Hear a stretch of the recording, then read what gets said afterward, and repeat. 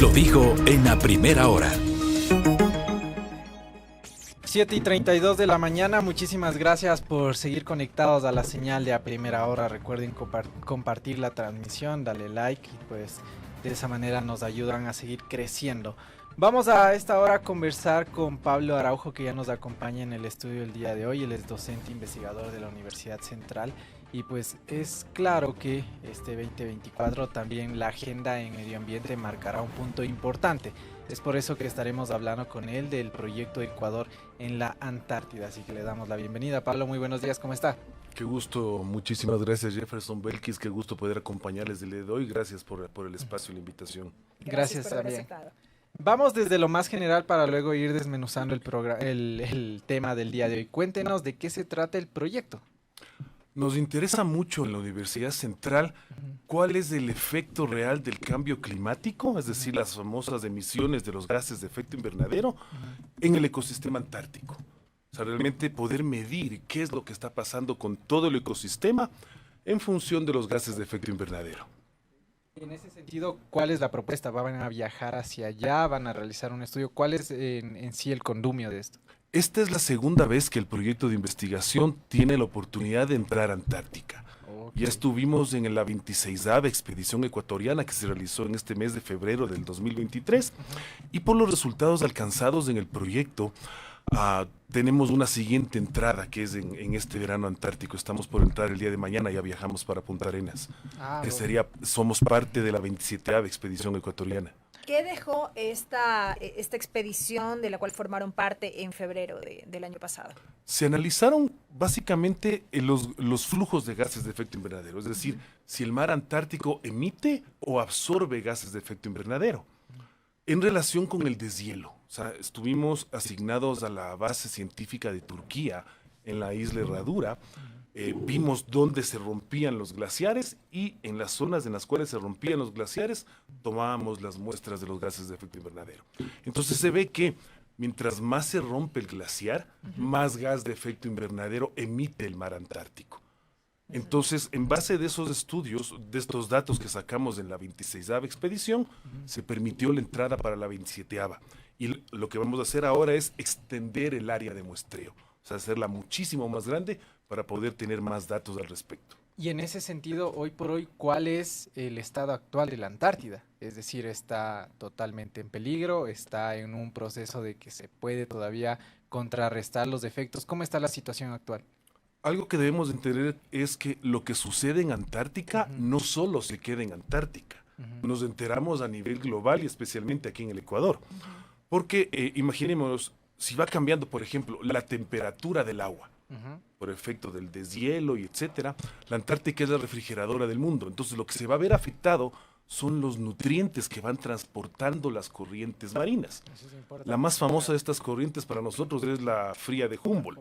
Es la que dice que trajo los pingüinos desde el sur hasta las Islas Galápagos. Si cambia la concentración de nutrientes en la corriente, van a cambiar las migraciones de la pesca, las migraciones de especies grandes y por tanto vamos a tener problemas de recursos en la pesca, por ejemplo. Entonces, estamos creando un modelo de ver cómo se está comportando, qué está pasando con estos gases de efecto invernadero, el ecosistema antártico y poder predecir qué es lo que va a suceder en el futuro. Estamos hablando de una nueva expedición que dura cuánto tiempo, quiénes participan, cuántas personas lo componen. Nosotros los científicos tenemos la oportunidad de entrar a Antártica es por el fabuloso trabajo del INOCAR, del Instituto Nacional y Oceanográfico Antártico de la Armada. Es gracias a ellos los que nos abren los cupos para nosotros presentar los proyectos. Ellos evalúan los resultados y nos abren las puertas para poder hacer ciencia en Antártica. En el caso de mi proyecto, somos en total 5 personas, pero solo tenemos un cupo para poder entrar a Antártica. En total, esta 27ª expedición son cerca de 22 investigadores ecuatorianos en diferentes proyectos, porque esa es una de las cosas fabulosas que tiene INOCAR. O sea que nos abre las puertas y con todos los convenios que tiene INOCAR, con distintas bases científicas, distintas universidades, distintos países, nos permite hacer ciencia en distintas bases. En el caso de mi proyecto especialmente, estoy asignado al buque Simón Bolívar, de la Armada colombiana, justamente por esto de que queremos extender el área de toma de muestras. Entonces, la expedición antártica ecuatoriana son cerca de 20 científicos ecuatorianos, yo soy uno de ellos, que vamos a entrar a Antártica en este ciclo. 45 días aproximadamente. La misión que tengo asignada ahora sí son 45 días, desde el 4 de enero hasta el 15 de febrero. Que será un tiempo prudente pues para hacer un análisis de lo que está sucediendo allá. Hace un mes visitaba la Antártida el presidente de Chile, Gabriel Boric, de igual manera estuvo la ONU presente y por ejemplo la ONU advertía de lo siguiente, que se está despertando un gigante dormido en la Antártida. ¿Está así de grave la situación? Es duro reconocer de que el calentamiento real es real, el calentamiento global es real, ¿sí? Todo lo que son gases de... las emisiones de gases de efecto invernadero son reales. No se puede parar todos los barcos en el mundo, no se puede parar todos los aviones en el mundo.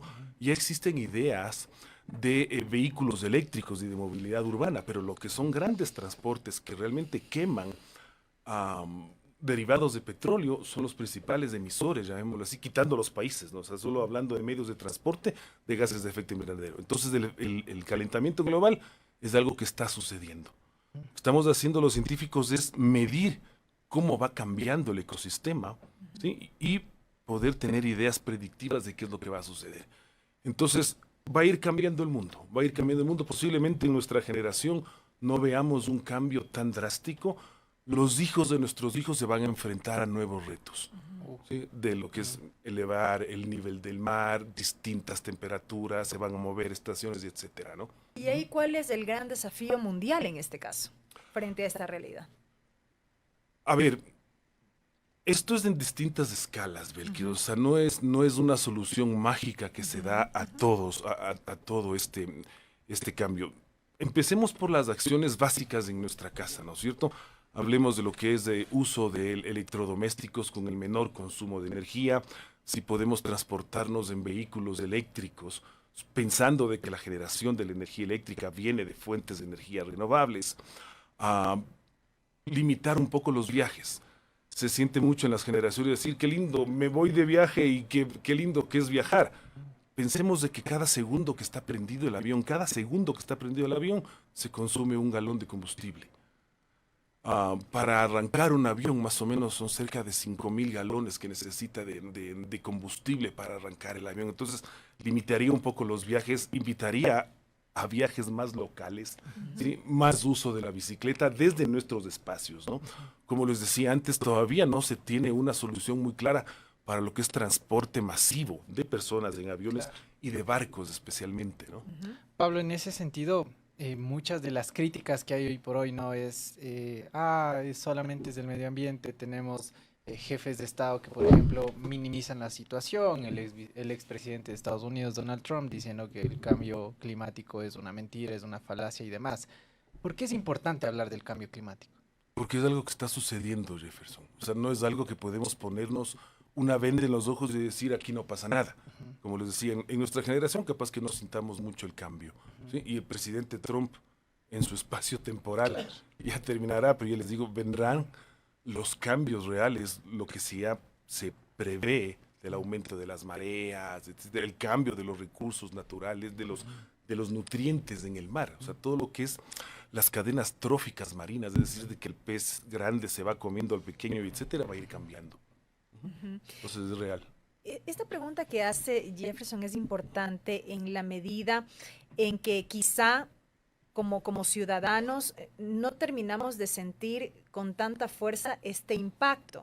Por eso usted hablaba de estas recomendaciones, qué hacer desde lo cotidiano, pero es como si al final del día no llegáramos a dimensionar esto que está ocurriendo a nivel global, que de alguna u otra manera nos está afectando, y como no lo dimensionamos, estas recomendaciones las tomamos como, sí, pero ¿por qué yo? ¿Por qué no el otro?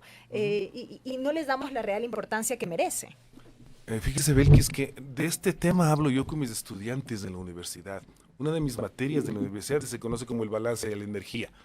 Y esto del calentamiento global tiene que ver con la energía. Entonces yo les digo a mis chicos, vean, empecemos por lo sencillo, ¿de acuerdo? 1, no botemos en el mismo tacho de basura toda la basura. Tengamos 2 bolsitas de basura, uno para la parte orgánica y ya está, y todo el resto en otro tacho de basura. Así es que ya empezamos con ese cambio.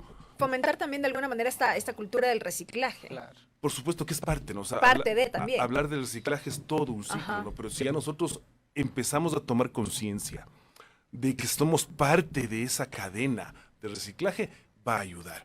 Ya pensando a nivel de ciudades, imagínense lo que es no tener un sistema de tratamiento de residuos sólidos en Quito, por ejemplo. ¿Sí?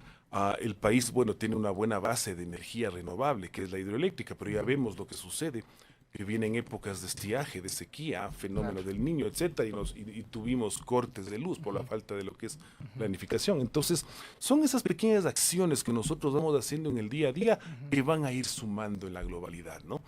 Interesante pensar de que habrá científicos ecuatorianos de que ya puedan ir pensando en cómo mover barcos con energía renovable o volver a lo que son, hay iniciativas de velas gigantes, mecánicas, ¿no? Para los barcos, etcétera. Y sobre ese punto en específico, la importancia de la academia, de la ciencia para tener, digamos, una especie de propuestas en función del cambio climático, el proyecto tal cual. ¿Han podido ustedes conversar con alguna autoridad del gobierno nacional para que esté al tanto también de lo que ustedes están realizando? Una de las cosas interesantes en ciencia, Jefferson, es que necesitamos datos. O sea, los científicos nos hacemos muchísimas preguntas y para poder responderlas tenemos que sacar datos.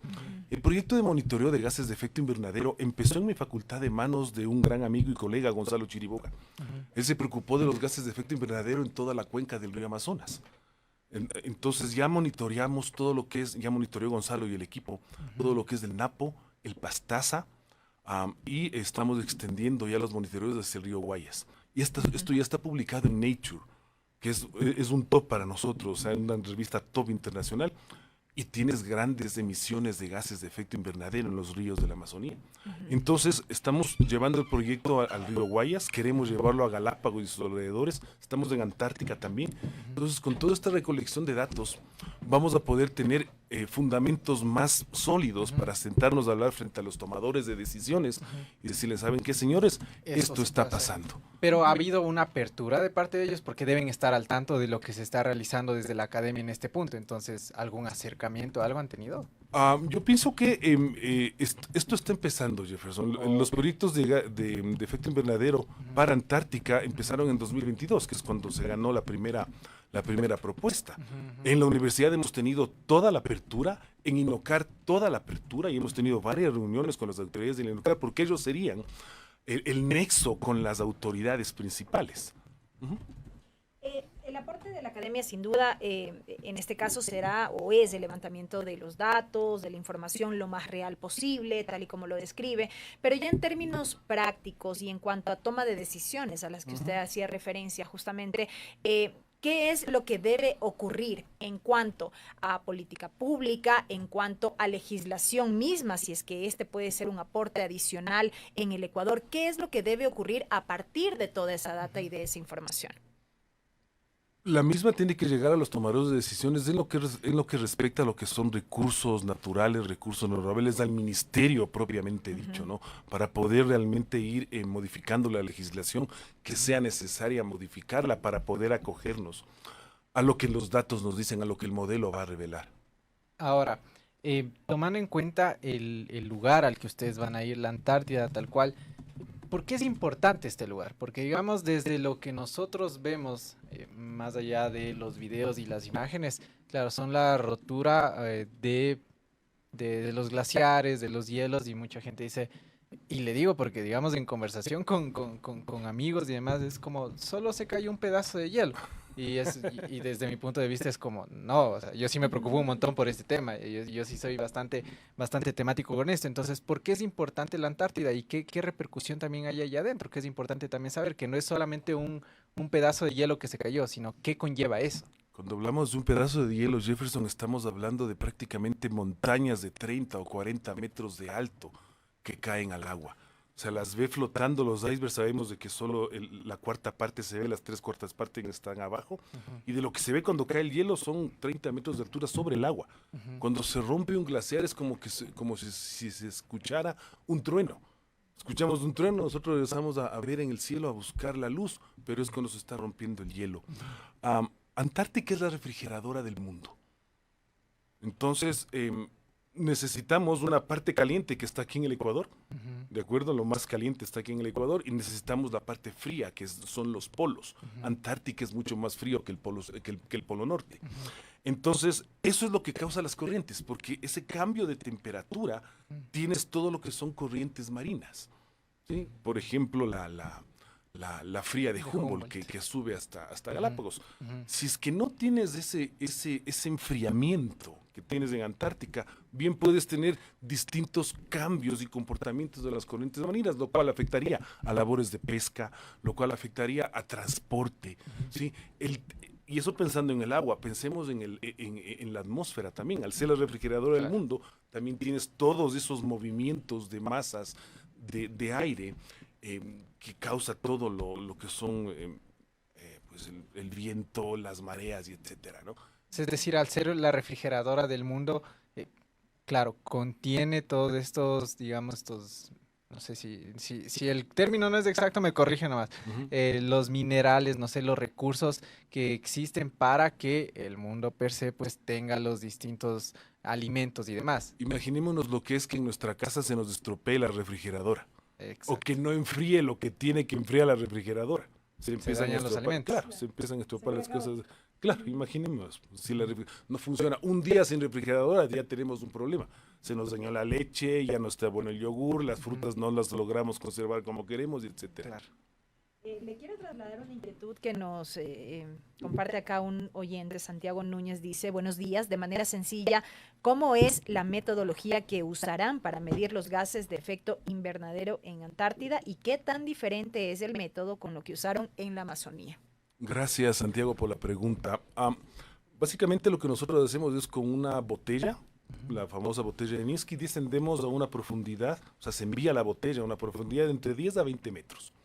Estamos ajustando ahora la profundidad a la cual vamos a enviar esta botella por la zona de navegación en la que vamos a estar. Pero bueno, es de enviar una botella hasta una profundidad establecida, la botella en esa profundidad se cierra, toma el agua de esa profundidad, sale a superficie y es ahí donde nosotros preparamos dos frasquitos que ya están dopados con un químico, con cloruro de mercurio.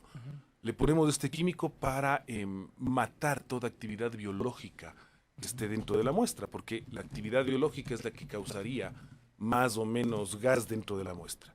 Y esas botellitas están ya listas para lo que es cromatografía de gases.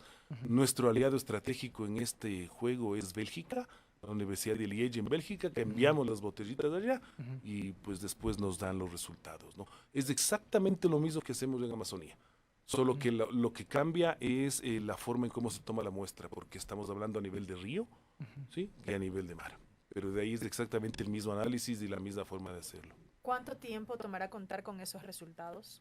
Ah, en la expedición anterior tuvimos un delay de cerca de 6 meses, porque en Bélgica se dañó un cromatógrafo, también suceden las cosas en el primer mundo. Tenían dos, entonces solo estuvo uno y nos pusimos a la cola.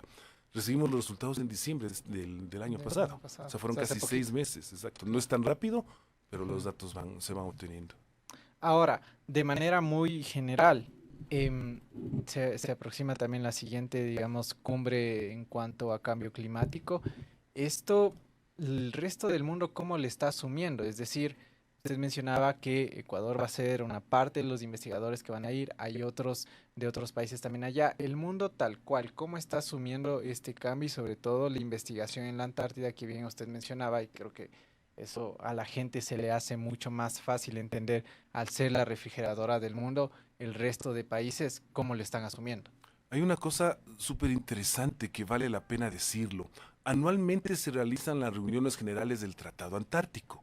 Ah, ¿existe eso? ¿No? Sí, Sí. claro. Nosotros Ok. como Ecuador somos país que tenemos voz y voto en las reuniones generales del Tratado Antártico. Ujú.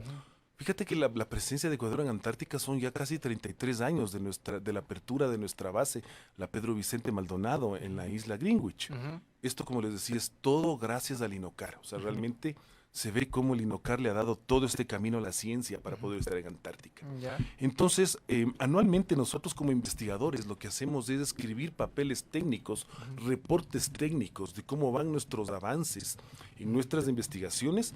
Esto se presenta en las reuniones generales consultivas del Tratado Antártico a través de un organismo que es el SCAR, que es el Scientific Research Antarctic. Ujú. Y estos son los encargados de llevar este grupo. O sea, el Ecuador lleva esto al Tratado Antártico, se presentan los documentos ahí y es el grupo consultivo del Tratado Antártico quien pone en conocimiento del mundo, de lo que es ONU, lo que va sucediendo en Antártica. Pero al tener un voto, como usted decía, en el Tratado Antártico, es decir, ¿qué conlleva eso? O sea, ¿qué se trata allá adentro y qué resoluciones, pues, dentro del voto ecuatoriano que usted lo menciona, son determinantes para qué tipo de decisiones? Básicamente el Tratado Antártico entiendo que lo tenemos firmado y habrá que hacer una renovación hasta el 2030. No estoy muy seguro de esta fecha, ¿no? Entonces, todas las decisiones que se toman dentro y que el Ecuador es un país con voz y voto, es para seguir manteniendo y regulando lo que va sucediendo en Antártica. La Antártica está para hacer ciencia, ¿sí? En los últimos 2 o 3 años me parece que se ha dado apertura para hacer algo de turismo a través del IATA. Entonces, todo eso es lo que se va decidiendo dentro de las reuniones del Tratado Antártico, ¿no? De que se vaya manteniendo el tratado, de que sea una zona de paz, no debe ser una zona de labores de pesquería industriales, sino que está destinado para hacer ciencia. Ningún país puede ejercer reclamaciones territoriales sobre Antártica, porque eso es de todos. Lo último de mi parte, y permítame insistir en algo que ya un poco lo consultamos hace unos instantes. Una vez que concluya la expedición, con todo el tiempo que tome, la obtención de resultados, tal y como usted lo explicaba, en concreto, ¿cómo van a viabilizar el traspaso de esta información quizá con las autoridades gubernamentales? ¿Hay una planificación en ese sentido? ¿Se prevén reuniones, por ejemplo, con los miembros del gabinete de gobierno?